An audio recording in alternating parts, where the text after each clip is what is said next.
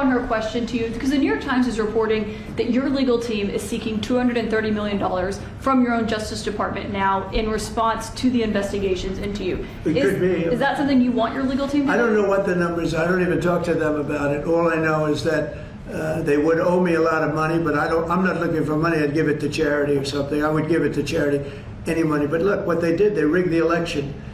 And as you know, we had, in one case, 60 Minutes had to pay us a lot of money. George Slavadopoulos had to pay us a lot of money, and they already paid. You know, they paid me a lot of money because what they did was wrong. And, you know, when somebody does what's wrong. Now, with the country, it's interesting because I'm the one that makes the decision, right? And, you know, that decision would have to go across my desk. And it's awfully strange to make a decision where I'm paying myself. In other words, did you ever have one of those cases where you have to decide how much you're paying yourself in damages? But I was damaged very greatly, and any money that I would get, I would give to charity. Thank you, Mr. President. Yeah, please, go ahead. Is the Democrat Party now more Zohran Mamdani's party than it is even Leader Schumer's or Leader Probably Jeffries? is, yeah. Look, I mean, maybe he'll run for president in 4 years. You have a communist president. That would be interesting, right? I don't see it happening. You know, I've always said you will never see, and I always talk about socialism, and you will never see a socialist so-and-so. And I was right. I say it in speeches, we will not have socialism in our country. And I was right. Communism, yes, but socialism. In other words, they skipped socialism and they went down to communism. No, he's a communist, and he's going to be maybe the mayor of New York. I don't know, maybe, you know, polls are wrong, but these polls seem to be pretty consistent. But he would be, I would say he would be the leader of the party. It's not Schumer. Schumer's shot. He's shot. This poor guy, I feel sorry for him. I've known him for a long time, but he's I think he's mentally gone. He's been beat up by young, radical lunatics. And I think Chuck Schumer is, he's gonzo. I really do. I think he's probably not going to run. It shows that he's losing in every poll. Now, this is hard. You know, he wants to meet with me. It's sort of hard to meet with a guy after I make a statement like that, but I'm just giving the facts. I think Chuck is probably finished. I know some people, Democrats, that would be good. Some good politicians and some, you know, reasonable people. But I understand that they would not have a chance of, you know, getting even the concept of holding the torch. They're not going to get it. But they have some people that I really believe they're low IQ people. They're stupid people. And they seem to be leading the party. So we'll see what happens. Look, the Republicans are strong. We have great leadership. We're very strong in every way. And we're going to keep it that way. But we are really a strong party. You know, our party's grown magnificently. We've gotten away. Look at all the union votes I got. Nobody thought that was ever possible. Look at the election where I won popular. I won everything. I won all 7 swing states. If you win 3 or 4 swing states, you're doing great. I won all 7 by a lot. And I think the best thing when you look at districts, 2,700 versus 525. That's big. That's why the map shows all red. So we won in a tremendous landslide, and that's because people like our policy. I guess they like me, but they like my policies. Strong borders, good education, low taxes. You know, in the great big beautiful bill, we got the biggest tax cut in history.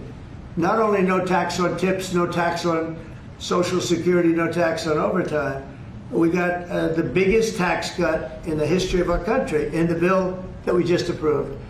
And I think people see that and they like it, and that's why we're doing well, but they are not. They do not have leadership. Thank you very much, everybody. Thank you very much. I'm asking the Justice Department to look into the federal investigations into you and look for compensation, and how much are you asking for? Who's asking for what? Are you asking the Justice Department to pay you compensation for your federal investigations into you? Are you asking them to pay compensation, and how much? Into me? I don't get any compensation. I do it for nothing. I gave up my salary. Into me? No, it's going to be the Justice Department. Are you asking them to pay you compensation for the federal investigations that happened to you? And how much are you asking for? Well, I for? guess they probably owe me a lot of money for that. Probably, yeah, that's true. That's very interesting. No, I get no salary. I gave up my salary. It's a good salary. Not as much as these guys make, but that's okay. It's a lot of money. And I don't, as you know, I didn't take it in the first 4 years. I'm not taking it in these 4 years either. But as far as all of the litigation and everything that's been involved, yeah, they probably owe me a lot of money. But if I get money from our country, I'll do something nice with it, like give it to charity or give it to the White House while we restore the White House. And we're doing a great job in the White House. As you know, the ballroom is under construction. It's going to be, they've been trying to get it for 150 years. And it's really, I think it's going to be fantastic. But we'll see what happens. I mean, we have numerous cases having to do with the fraud of the election, the 2020 election, and because of everything that we found out, I guess they owe me a lot of money, but I'm not looking for money. I'm looking for really, I think it's got to be handled in a proper way. If it's not handled in a proper way, we don't want it to happen again. We can never let what happened in the 2020 election happen again. We just can't let that happen. And so the way we go, I know Cash is working on it, everybody's working on it, and certainly Tulsi's working on it. We can't let that happen again to our country. Look at what's happened where you have millions of people being allowed to come into our country, all because of a crooked election, where they come from prisons, they come from jails, they come from mental institutions and insane asylums, they're drug dealers. The people that they've allowed to come into our country, we cleaned them out in Washington, D.C. We have a very safe capital right now. We have a capital that's as safe as it can be. But I don't know. I mean, you'd have to ask the lawyers about that. Mr. President, what did you hear from the Prime Minister? Mr. President, a comment and a question, please, for you. First of all, you have just 1 billion plus hearts around the globe, including in India, by celebrating the Diwali in the White House right here. And my other comment is, Mr. President, I like his question already. in February, you and the White House staff gave a warm welcome to the Prime Minister of India, Mr. Narendra Modi. That's right. And after that, I decided to make a short trip to India for you, how popular you are in India. And I went there in a holiest also festival there. Millions of people were there. And also Prime Minister Narendra Modi was addressing a media event, 5,000 people. I was one of them there listening to him.